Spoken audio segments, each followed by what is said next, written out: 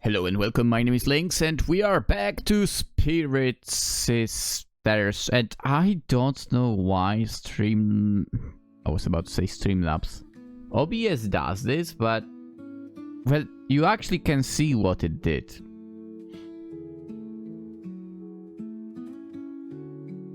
And I'm not sure why it flips. Ah, wrong one. It's not the first time this happens, now that I think about it as well. I wonder if that's like a common thing.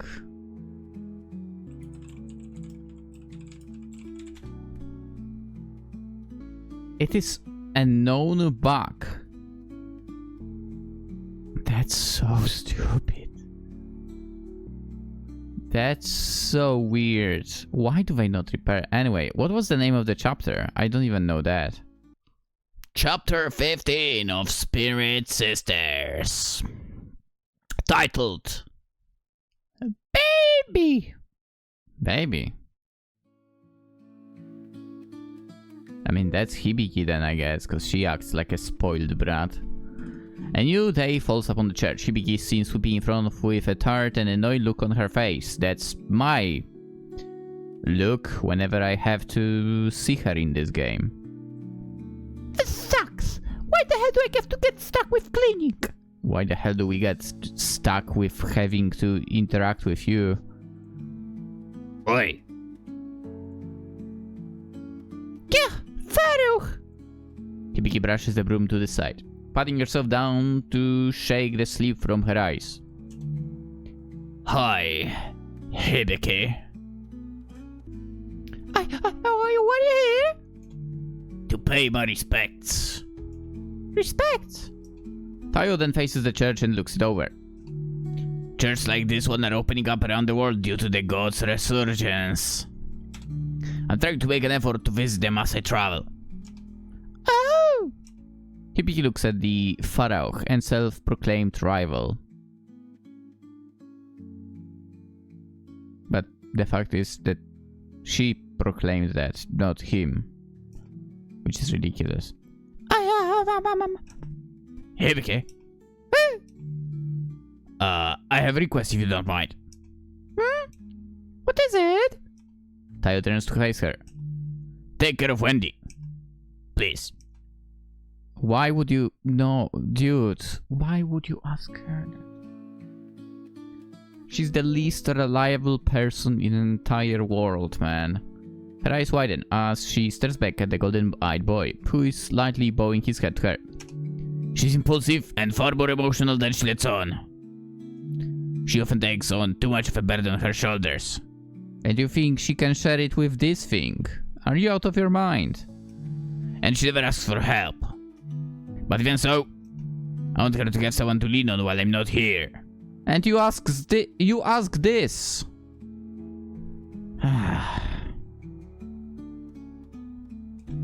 So please, Hibiki. Farouk! Her eyes are then averted, a light blush appearing on her cheeks. But she's fucking useless. I don't need to be told that. She holds the broom to her back, looking away. I was going to do that regardless. But you're useless! I see. Looks like I was right then. Hey? Right about what? Nothing. Wendy sure is lucky having someone as cute as you looking after her. No, she's not lucky at all. She's not lucky at all. And also, I don't know where you see the cuteness. Like, are you blind or something? Or just shit taste, I guess. Eh? Gross. Yes, you are. Are you hitting on me? There's no way my heart can be swayed by the words of a man, even if you are Paroch. What's so funny? God, you never break character, do you? Eh? Why is it so funny? Gross, gross, gross! Tai walks over to the young girl, bringing his hand on top of her head. You. Can we get a better supposed spirit sister, like... Sorry, but Hibiki is not cutting it as a good character at all.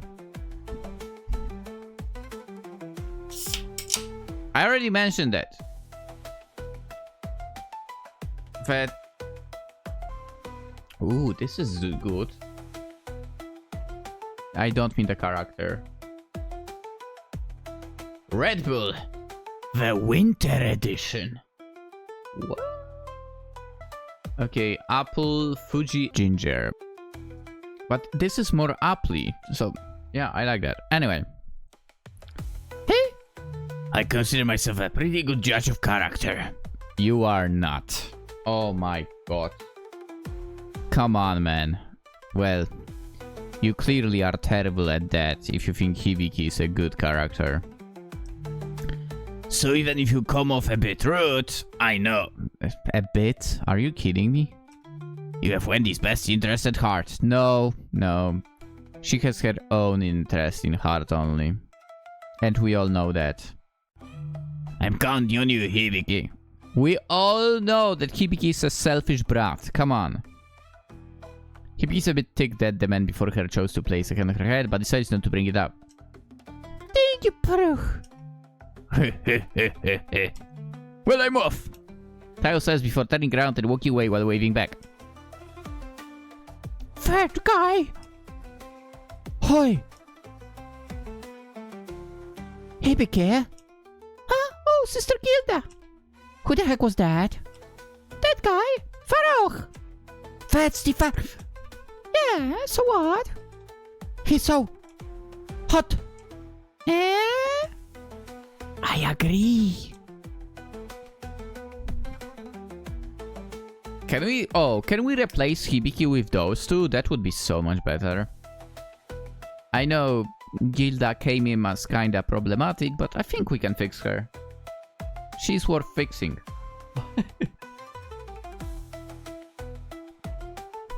I've only seen him from afar back in Egypt, but I must agree that the Pharaoh is quite handsome.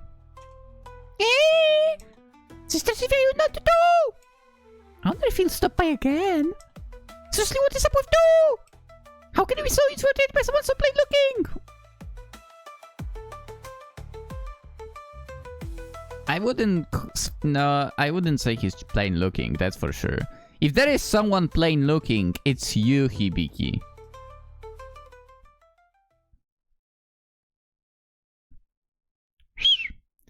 Alone in the underground corridor, Hibiki walks aimlessly through the church's lower level.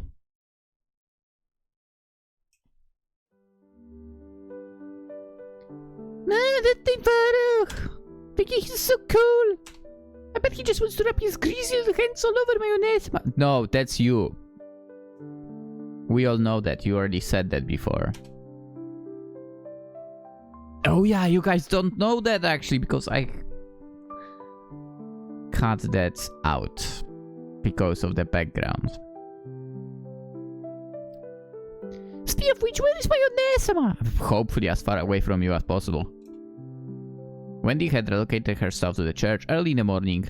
Isaac had given her a room all to herself. Why is she what? However, she had been absent from it all day. Hey? What is that sound? He walks down the hall, approaching a small wave room within the church, a room she stays clear from on a daily basis. She peeks inside, and oh boy, she's working out like crazy, isn't she? Oh, useless Hibiki. Unishama. Hibiki stares at the girl working out. Her eyes cast over her muscles, her tight leggings, her sports bra, and the sweated gunk in her tan body. Hibiki's nose bursts with blood because that's one of the most stupid things that anime brought to us. Which she then dies from a nosebleed. Oh my god, that would be so nice if that happened, actually. But you know what? Now that I think about it, the nosebleed thing, it's brought to anime, and it's a kinda stupid comic relief.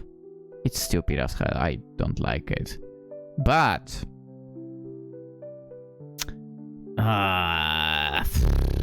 there is this guy that's a doctor and does YouTube and so on. And funnily enough, when he was watching something, I don't remember what exactly it was, some scenes from whatever, he actually got excited and he had a nosebleed. So I guess there is truth to that reaction, even though it's completely overblown in anime. And it's not funny. Anyway. Dude, this game makes me want to complain about everything, doesn't it? Ho ho ho ho. Now you see the greatness of my divine abilities? Gilda says after fixing the TV that had previously been malfunctioning. We just need to slap it. The surrounding kids huddled up within the church are all boasting with glee, now being able to enjoy the movie they had been interrupted from watching. What kind of movie? What are they watching? All you did was change the HDMI ports. Ports. Did the kids know how to do that? No.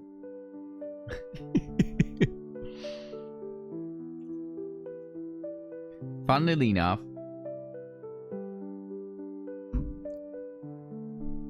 I mean, sometimes this is pretty much the stuff that you need to do for,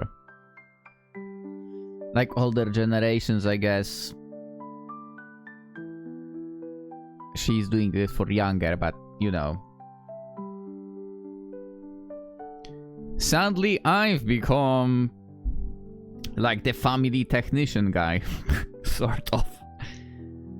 Oh boy, so yeah. Oh no. Son, my laptop is malfunctioning. The printer doesn't work. Can you come in? And yeah, have to deal with that. Funnily enough, in case you don't know, I don't know if it's the case for all the printers. Here, I will give you a little tip. Sometimes, when your printer and you have an HP at least, for I assume it would be similar for the others as well. If you have HP, just open the task manager, go to the last tab, and look for a process called spooler. This is definitely for all the printers. It might be stopped. Just start it up, and that quite likely will repair your problem. Because this process sometimes starts and sometimes doesn't. At least on Windows 10.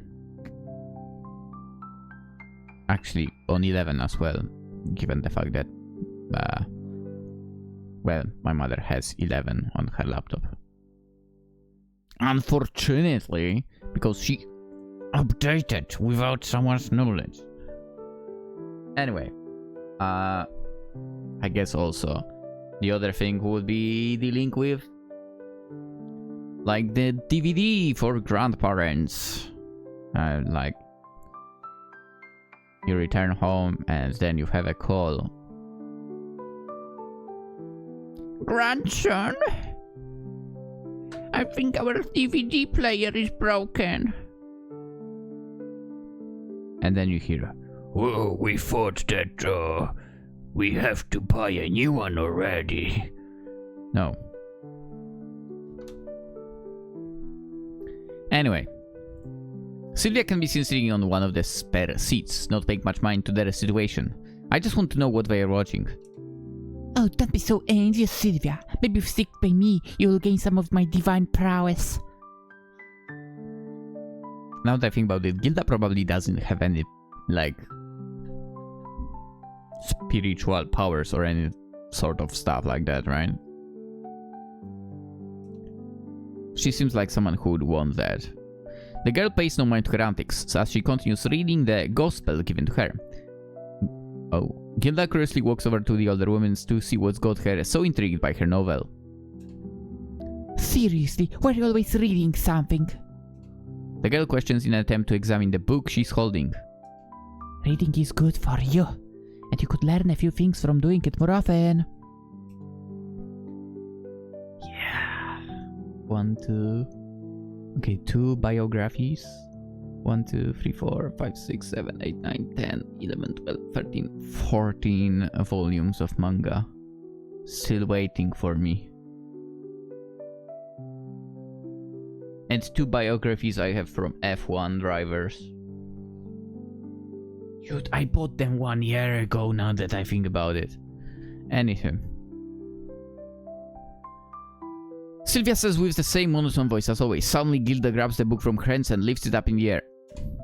Well, don't mind if you do. Gilda cackles to herself mentally before she gets a chance to examine the book further. On further inspection, she sees the cover of the book has only 1 word sprained across its cover. Hey? Greed? Sylvia attempted to skim through the book before Gilda snatched the book back from her grasp. Hey, I was looking at that. This book isn't something to be trifled with. It's a gospel. I know it's a gospel, but why are you reading that thing? Gilda takes a moment to lift her glass before continuing. We'll be using this to take down the 7 deadly sins. Father Isaac already explained all this to us, or did you already forget? I didn't forget, I just know why you always have your nose so deep into the thing. Sylvia and Gilda sit next to each other, while they simultaneously pay attention to the children playing within the church. Because it's important for us to decipher the codes written in the scriptures. Oh boy.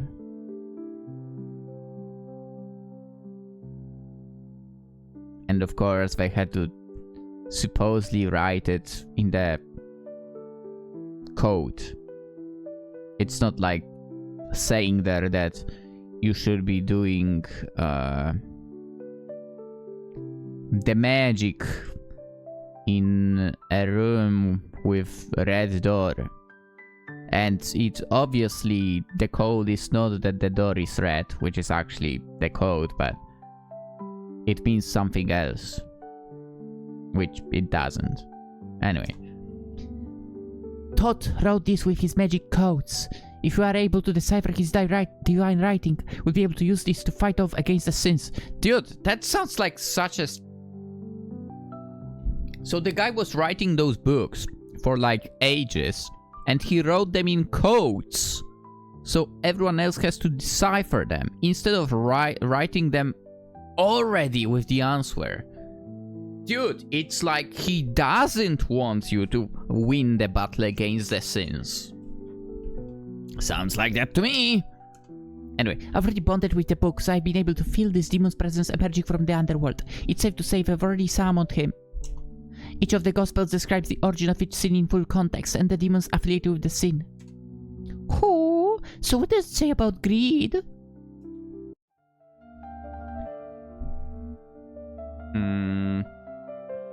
Like church, basically.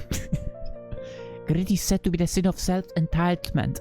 Since the old ages, humanity has often been consumed in filling their own cravings and selfish desires. It's similar to gluttony in that fact. Sylvia looks over the gospel once more, seemingly doing some rereading. The last time the sin of greed had appeared, it took the form of a gold golem. Gold golem. I mean, gold, I guess in a way it goes along with riches. Makes sense. Being born in an age where most humanity craved wealth, it became infamous for being derived from the human desire to gain as much wealth as possible. Oh. I mean, it's not like it changed. It's not like it changed. Humans are still the same. I mean, look at the supposedly most wealthy ones. They somehow still don't have enough. Whoa. Wow, so he was like a pyramid scammer.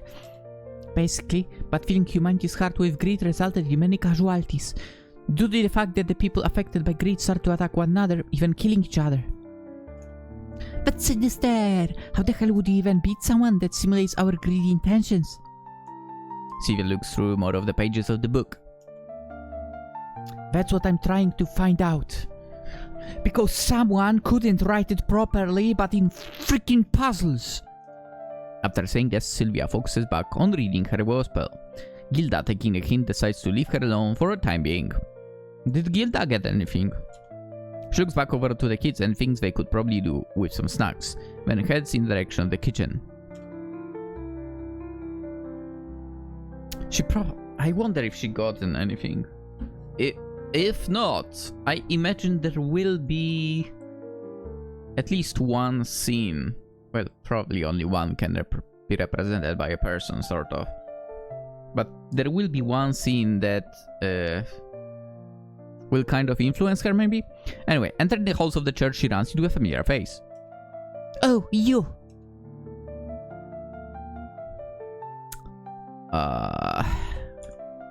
What are the 7 deadly sins again? I'm about to say jealousy, but it was called differently, wasn't it?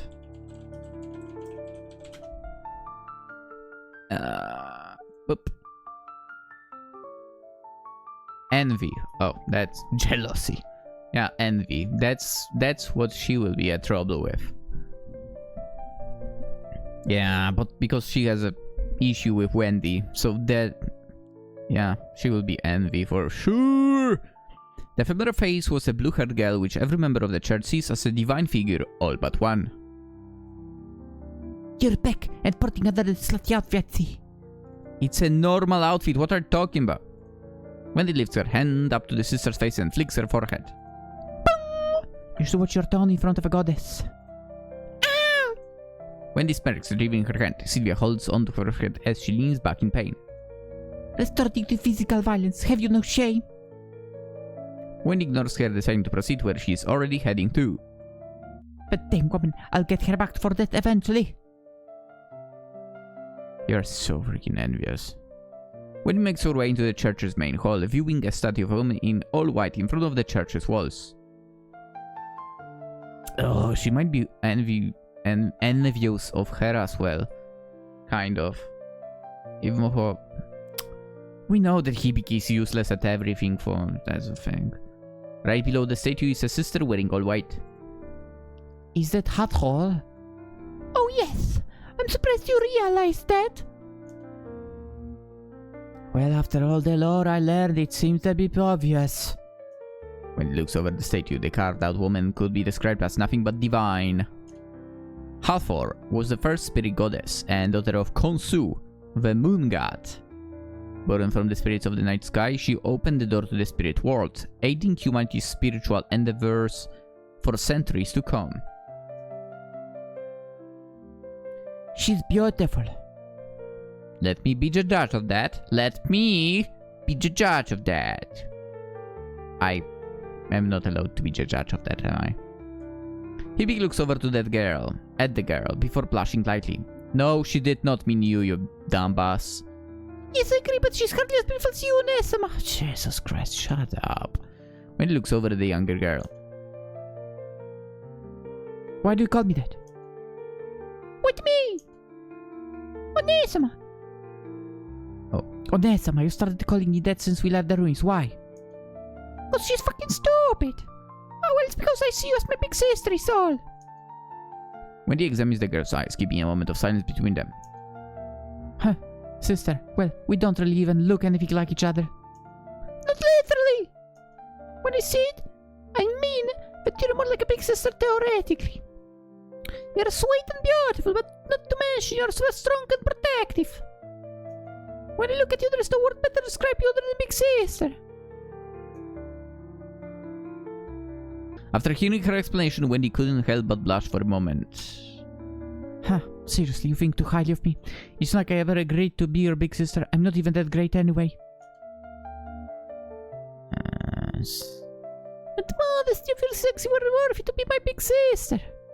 I mean, to be fair, I don't think anyone would want actually to be your sister or brother or anything, so... Jesus, Onesama, shut up. God, this girl is super weird.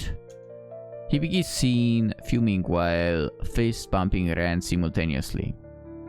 Wendy, taken back by the smaller woman's enthusiasm, decided to change the subject. Anyways, what's the plan for today? We'll be starting with this. The pair turn back and are met with the priest known as Isaac, walking up towards them. They notice he's not walking empty He's not walking empty? What do you mean? Do you mean empty-handed? For he seems to be cradling something covered in a white cloth. What are you holding there? Wendy asks it was Hibiki, but whatever, as the priest reaches out to the two girls. He uncovers the cloth from the furthest part of his left arm, revealing it to be an infant baby. For this baby was not like another baby. This one had odd physical features, with the most notable one being it was green. Dude, throw it away. What the heck? The baby's green! The silver-haired nun screams out at the terrifying-looking infant. Calm down, it's just a baby. Wendy says, attempting to examine the thing a bit further. Actually, Hibiki would be right to react with such fear. After all, this baby is actually greed. Nani? Greed? They both say in unison, then look at the priest with a perplexing look. So it's correct, throw it away! Yes, this right here is the sin of greed, the first of its kind that had resurrected. You'd imagine being resurrected as an infant. That would be a wild ride. Wendy takes one to look at the baby again before looking back at the priest. I know you said they'd be resurrected, but I never thought they'd start as infants. How odd. A few members of a faction overseas found it while engaging in combat with a number of cultists. Upon their defeat, they found that they had already summoned greed, resulting in our followers sending it over to her. Wouldn't it be easier to just get rid of that in that thing? I mean, just saying. For it seems something went wrong with the ritual. They weren't able to summon him in his true form, resulting in this infant. What are we waiting for? Should I get a pillow? Hibiki. What? It's a demon! I'm actually on Hibiki's side for once. Why aren't you getting rid of it? Well, how do you suggest we deal with... How do you suggest we deal with it? Oh no, she will be like, we need to protect it because it's a child. The pair looks back at the demon within the priest's arms before contemplating their next move. Well, what are you thinking then, Isaac? Well, first of all, we are not going to kill it. That goes completely against the church's beliefs. I think that churches in general have enough already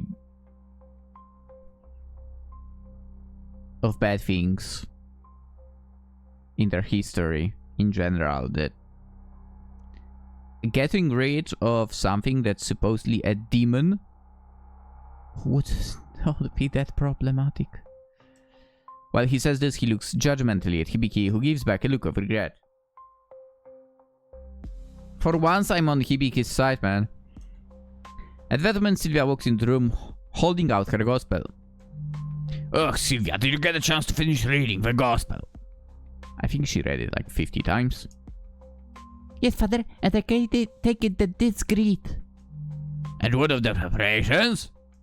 Yes, I had the other sisters evacuate a building in the case of any disaster, so it's just us for now. So now that you've read the gospel, what do you believe our next move should be? It says that the dragon gods were unable to suppress the demon's abilities because of one of them was unable to suppress their otherworldly desires. The demon was able to exploit their inner feelings and present them with what they wanted the most in this world. The only way I see we can defeat him would be if we allow it to draw out our own greed and for us to let it go in a sense. I see. So basically to endow ourselves from our greed. Yes, in the face of the overwhelming sin, we must deny our hearts with what we want the most, showing apathy. That way we could strip the power from the demon permanently. What? The group all share determined looks with one another. Dude, seriously, Todd, couldn't you have just written that? It would be like 2 lines of text and you are good. Their collected eyes then move over to the green demon. Alright, so how do we begin? This white cloth is what's been preventing it from using its abilities. It's a divine linen used for mummification, forged by Anubis. Or maybe the fact that it's an infant and is not yet thinking, so... Once I unwrap it, it will automatically start spreading its sin ability around its immediate radius. Will it fall? Isaac walks to the center of the room and places the infant on the floor. He then removes the white fabric, causing a heavy shift to alter the atmosphere of the room. Okay. I expected, actually, you know, some kind of visual effect to happen here. Suddenly the diary room is perked with a green aura.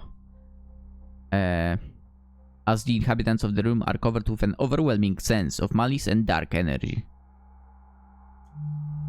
Everyone prepare yourselves. Things might get a bit heavy. Isaac says, thinking the demon might already have gained a higher level of intelligence than he previously predicted. Probably not. What is this? This aura, this is coming from that baby? So this is one of the 7 deadly sins. Oh, it got stronger. Sylvia says as her glasses start to waver down her nose. Isaac can be seen holding onto one of the church's seats, trying not to be subjugated by the demon's overwhelming power. The entity's ability starts to take full effect on the group, causing mass hysteria to take place as they each experience a flux of hallucinations. These hallucinations take the form of what they want most in the world. No, it can't be! They hear the silver-haired girl mutter before facing her most greedy desires.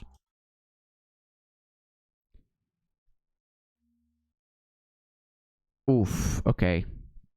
She's in a swimsuit in her dream. Yeah, Hibiki, you have to give up on that. Onissima! In a swimsuit! The group all share a deadpan look for a moment before their own eyes get clouded once again. This time Wendy's illusion dominates her senses, taking the form of the thing she loves more than anything else in this world. Kamen Rider! Rider! I knew it! Wendy looks at her hysterical vision, and the hero in question gives her a signature pose. So cool! Rider is so cool! No, this isn't real. Wendy tries to protest, but the illusion proves to be too convincing, forcing her to submit to the masculine wilds, her favorite back-teamed superhero. Both Wendy and Hibiki are proven to be too deep within their own greed to contract the demon's dominating spell. All of this knowledge is incredible. She lets out in weak pants. Before her, she witnesses the lost books hidden with the tomb of Thoth, the god of knowledge. Wouldn't it be the basically... I feel like better thing would be if you mentioned Library of Constantinople in this situation. Yeah, that was the thing. If we were to move back in time, that's something that would be worth saving, basically. Since she was a young girl, she had always been fascinated with the stories of ancient Egypt, as well as the astrological knowledge they had captured during their period. Now that I think about it, I do pronounce Egypt in 2 ways. I bet it's because we sort of read it different in Polish.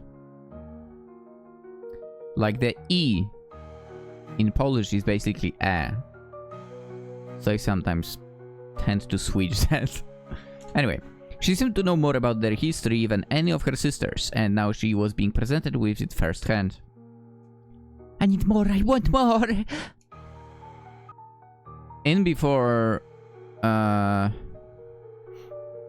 blondie sister will appear and somehow saves them all. That would be nice. Sylvia pants out relentlessly. Money! The church needs more money! No, that I believe that's definitely something like a priest would be thinking. Except, I bet he's not thinking church. Isaac is seen muttering to himself. He had been a long-standing member of the Egyptian Orthodox Church. See, I said Egyptian, not... oh, whatever. And with his devotion came to the hope that their denomination could rise in the hierarchy of the world-standing religions. But with growing members and churches under their faith being opened up, came many problems that had stemmed from the church's lack of financial stability. And by that you mean... you are not milking the supposed faithful enough, huh? For this world originated by the Egyptian pantheon, their faith has been overshadowed by the numerous other religions that have come to this path. One of them is very cancerous, from Middle East. Or should I say the most cancerous. In order to rival the faith of Christianity, the members of the church must fight an uphill battle to be recognized by the people. For the Pope has given them support, that support only comes in the form of closed doors. They publicly are only considered to be a loose Orthodox denomination. This brought Isaac to the realization that the church needs another financial benefactor to promote the religion to the world, and that realization was being exploited right now.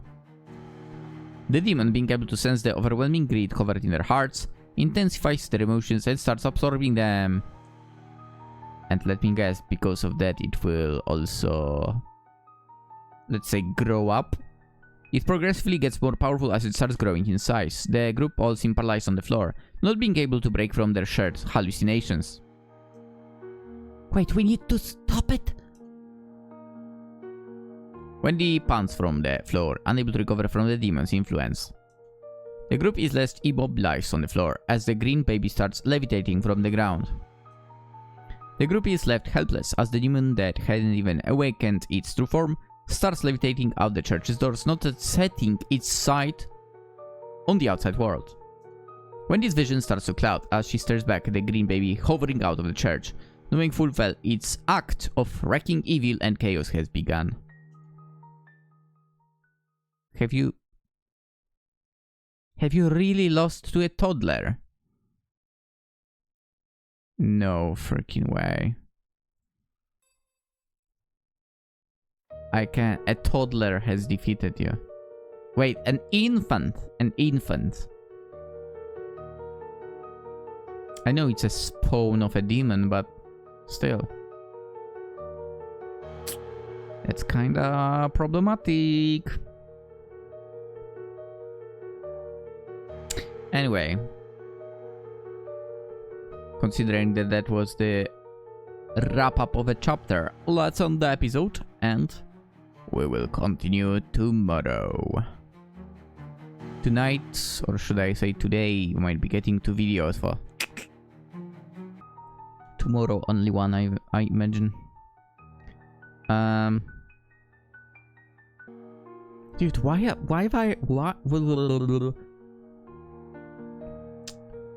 are they so bent on some ritual? Couldn't you just end that demon with other means? Wouldn't that be a... you know, wouldn't that finish it in a successful way? I don't know. Maybe I'm incorrect about that. Maybe I am. But yeah, let's end the video. As always, if you enjoyed, consider liking it. If you're new around, consider subscribing. Always super appreciated. And we'll continue playing games. And also, you know what? Maybe with this episode, Maybe I have a little turn to seeing a little bit of a good side of Hibiki, because despite being a dumbass, she was thinking, yeah, we need to end this thing. Unlike the others who were like, no, we can't do that now. We have to do the gospel thing. I don't know, man. I don't know. We'll see. I bet we'll have the return of Hibiki the Annoying anyway. Eventually. Let's end the video. I wish you all a fantastic day, and hopefully I'll see you tomorrow too. Bye-bye.